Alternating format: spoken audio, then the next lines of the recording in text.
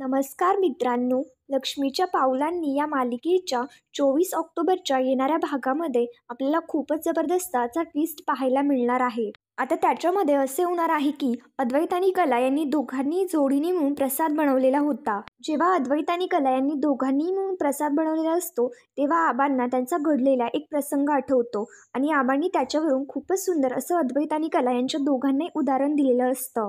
तुझी आजी म्हणजेच की शारदा, आम्ही दोघेही मिळून देवी आईसाठी असाच जोडीने प्रसाद बनवायचो. म्हणजेच की शारदाला जाऊन बरेच दिवस झाले, पण मात्र तिच्या एक गोष्ट लक्षात आली आणि तिने मला तो प्रश्न विचारला की आपण आहे तोपर्यंत देवी आईचा प्रसाद आपण इतक्या आनंदाने व जोडीने बनवतो, पण मात्र आता यापुढे आपली पुढची पिढी तो प्रसाद बनवण्यासाठी तयार होईल का? आणि आपल्या नंतरच्या पिढीला प्रसाद बनवण्यासाठी इच्छा सुद्धा असेल का?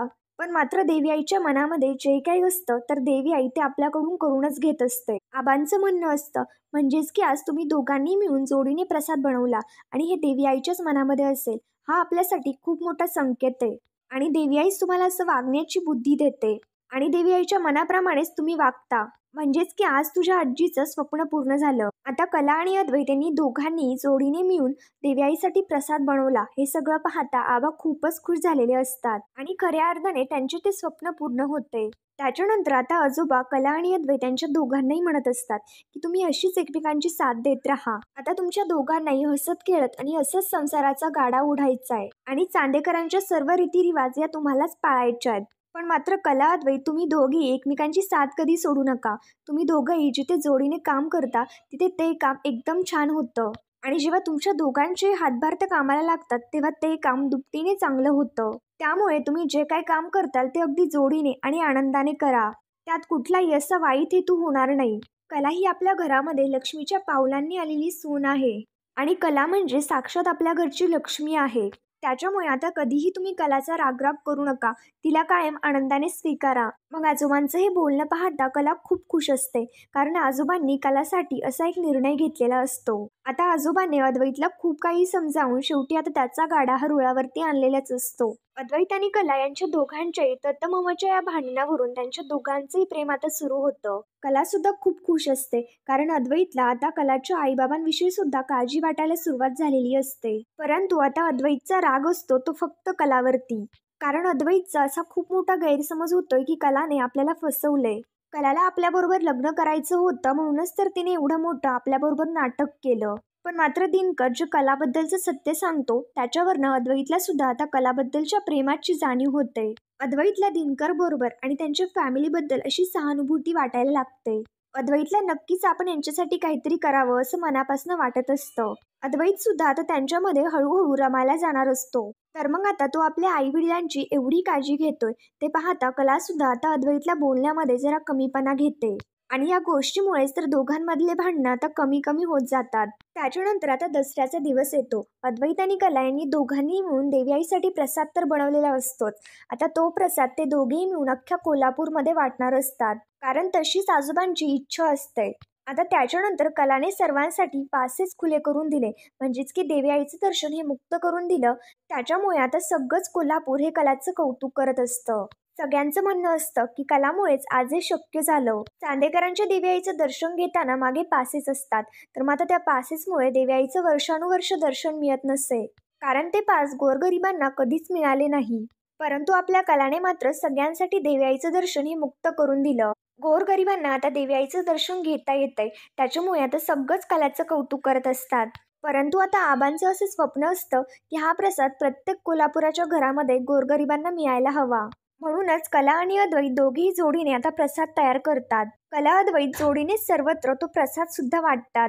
तर मग त्याच्यानंतर कला आणि अद्वैत दोघेही एकमेकांबरोबर खूप खुश असतात. त्याच्यानंतर दसऱ्याच्या दिवशी कला खूप छान तयार होते आणि ती अद्वैतला आपल्या हाताने सोनं द्यायला लागते. त्याच्यानंतर आजोबा अद्वैतला म्हणत असतात, अरे तू कलाला सोना तर दे, कारण सोन्यासारखा तू या घरामध्ये राहतोस, सोन्याचा व्यापारी तू, आणि तुझी तर हद्दच झाली. अरे तू किती वर्षापासून या घरामध्ये सोनं लुटतो. तेव्हा अद्वैत आता कलाच्या हातामध्ये ते सोन्याचं पान देतो. आता अद्वैत कलाला म्हणतो, असंच सोनं घे आणि माझ्या आयुष्यामध्ये सोन्यासारखी राहा, असं आबा आता अद्वैतला म्हणायला सांगतात. आबांच्या सांगण्याप्रमाणे अद्वैत सुद्धा आता कलाला म्हणतो. अद्वैत सुद्धा आता कलाला म्हणत असतो की हे आपट्याचं पान घे आणि माझ्या आयुष्यामध्ये अशीच सोन्यासारखी राहा. त्याच्यानंतर कलासुद्धा आता अद्वैतला सोनं देऊ लागते आणि अद्वैतला म्हणते, तू सुद्धा हे सोनं घे आणि माझ्या आयुष्यामध्ये असाच गोड राहा. कला आता सर्वांसमोर अद्वैतच्या पाया पडत असते. कला आता अद्वैतला त्रास देण्याचा एकही चान्स सोडत नसते आणि अद्वैतच्या पाया पडता पडता एक चिमटा घेते. अद्वैत ओरडतो, पण मात्र अद्वैत सगळ्यांसमोर कलाला आयुष्यमान भव असा आशीर्वाद सुद्धा देतो. पण मात्र कला आणि अद्वैत यांच्या दोघांचंही हे सगळं भांडण प्रेमामध्ये रूपांतर होत असतं. तर मग आता ते सगळं पाहता कला खूपच खुश असते. अद्वैत आणि कला दोघीही एकमेकांबरोबर खुश होण्याचा प्रयत्न करत असतात. मग त्याच्यानंतर अद्वैत आणि कला दोघी एका पानटपरीवरती पान खाण्यासाठी जातात. कारण की कला आणि अद्वैत दोघी जरा थोडेसं बाहेर आलेले असतात. ते जिथे पान खाण्यासाठी आलेले असतात तिथे वडिलांची टपरी असते. अद्वैत आणि कला दोघीही पान स्वतःच्या हाताने बनवू लागतात. पण मात्र ते दोघे पान बनवत असतात ते दोघं एकाहून एक पान बनवू लागतात. आता त्यांच्या दोघांमध्ये कॉम्पिटिशन लागते की कोण जास्त पानाला चुना लावतं. तेव्हा सुद्धा आता कला तिच्या परीने पानाला चुना लावण्याचा प्रयत्न करत असते. कलाला हे माहिती असतं की पानाला जास्त चुना लावल्यानंतर जास्त जिरत असते. कला अद्वैतला तसं समजावून सुद्धा सांगत असते. पण मात्र अद्वैत काही कलाचं ऐकत नाही आणि कलापेक्षा जास्त त्या पानाला चुना लावत असतो. कला अद्वैतला म्हणत असते, अरे काय चाललंय तुझं चांदेकर, किती चुना लावला तू त्या पानाला. अद्वैत आता पान तोंडामध्ये टाकतो आणि कलाला म्हणत असतो, तुम्हाला जेवढा चुना लावला ना त्याच्यापेक्षा मी जरा कमीच लावलाय. कला आता अरे चांदेकर असं म्हणून ओरडते. पण मात्र तेवढ्यात आता अद्वैत लगेच कलाच्या तोंडामध्ये पान घालतो.